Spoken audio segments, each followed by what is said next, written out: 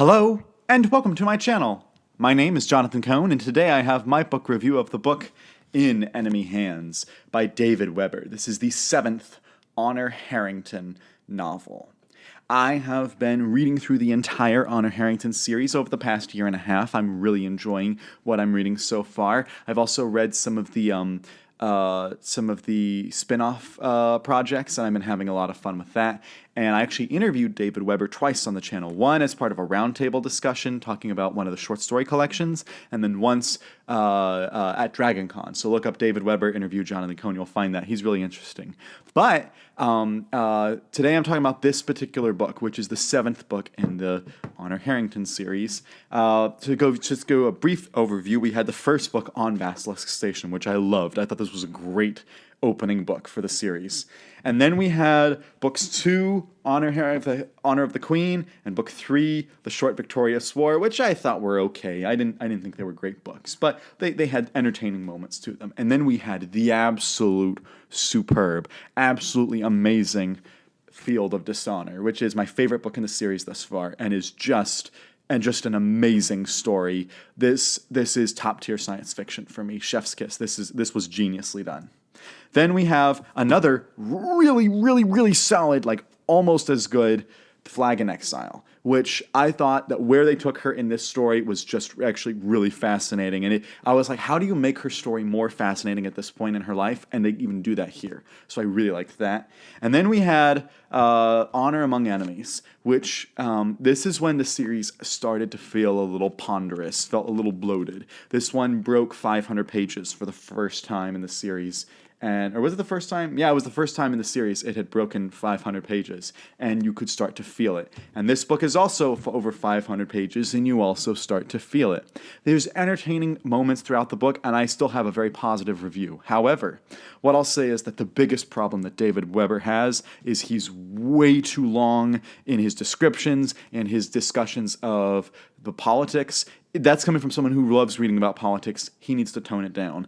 And I know it gets even more in the later books. But there are so many scenes where no action is happening. Characters are thinking to the past. Characters are thinking about the state of the universe. They're thinking about the state of their relationships with other characters. They're thinking about the state of things. And they're pondering things. And so the scene itself doesn't actually have much happen to it. And it takes a 20-page scene that could have been 5 or 6 pages, or maybe 10 at most, and could have cut all of that thinking down and made it much more focused on driving the story. And so because of that, it's really hard to recommend this book because the first half of the book feels not just like rehash, kind of like Wheel of Time did at times, or also feels like you're just covering stuff that you just doesn't need to be covered. You don't need to focus on this. And then the second half of the book is a thrill ride. It's absolutely riveting and interesting to me. And I loved the basic premise of this book is Honor is now serving kind of 2 militaries. She has her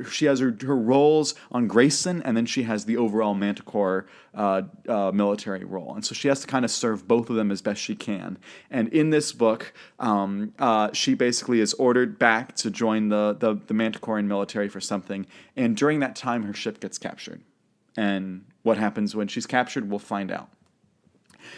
Many people, not just me, have equated this series to the Horatio Hornblower novels by C.S. Forester, and also, I would say, the TV show. I have not yet read the C.S. Forester novels, but I intend to. But there's a TV show episode called The Duchess, which talks about when Horatio Hornblower gets captured by the Spanish and is forced to sit out part of the war. And this just, absolutely felt like it was similar to that. We also got, the book Field of Dishonor absolutely felt like it was ripped from the pilot episode of the Horatio Hornblower series. And so it's interesting to see that comparison continue.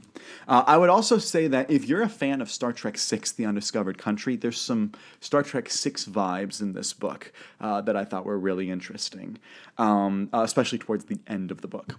And part of the thing I find interesting is how does their political stuff work? How does their military work? How does it work in conjunction with the overall Manticoran Navy? How's the war going on? But when the book slows down, it slows down way too much. And when it speeds up just the right amount. So I think this book could have been 150 pages, maybe even 200 pages shorter, and focused more on the action and the story, and it would have been really good. I like the connection, the dynamic that Honor has had with Admiral of the Green, Admiral Whitehaven, I think it's Alexander Hamish, or Hamish, however you say his name. And I really like their dynamic. It's almost like a mentor-mentee dynamic, and Hamish is seeing Honor Harrington become such a powerful commander. The problem I have with their dynamic in this book is Hamish starts having romantic thoughts towards Harrington, who is much younger than him and is also one of his subordinates. And she also starts wondering if she has these feelings for him in this book. And of course, in this series, age is done very differently because they have this something called prolong, where people, if they have the right genetics, they end up living for a really, really crazy long time. So it's not ridiculous. Their age gap, if it was today, their age gap would be absolutely horrendous and ridiculous. But in this series, it's supposed to be like, yeah, that would be a weird age gap, but it's not like ridiculous. And it just felt weird that it was introduced here in such a way that they're both having these thoughts and nothing much happens with it. It just was a weird dynamic to introduce. I'm curious to see if that continues. There is a surprise towards the end of the book that I thought was genius. I loved the way that it was handled. I thought it was going in one way, and it absolutely was going in another. And I don't know how to put this without spoiling the surprise. I'll just say I thought a certain character was going the route George Martin would take the character, and that character ended up going the route that, say, Robert Jordan would take the character, if that makes sense. It took a totally different turn, and I was like, I love that. That was such a cool twist, because I thought I knew where this was heading. And also, this book ends on a cliffhanger, and I think I might be wrong in my memory, maybe I'm thinking wrong, but I believe this is the first book in the series so far to end on a cliffhanger. And so I, of course, am really interested. It'll probably be a couple of months before I can get back into the series and get back into reading it, but still, the cliffhanger leaves me interested in finding out what happens. The next book is 700 pages, though. That's so long. And it's not even the longest one. We still have longer ones coming. Woo! But this is actually the 7th in the series, and the main series has 14 books, and then there's a new book that just came out recently called Toll of Honor, and I don't know whether we're including it in the count of the 15 or whether it's starting a new sub-series. I believe it is starting a sub-series because it is focusing on different...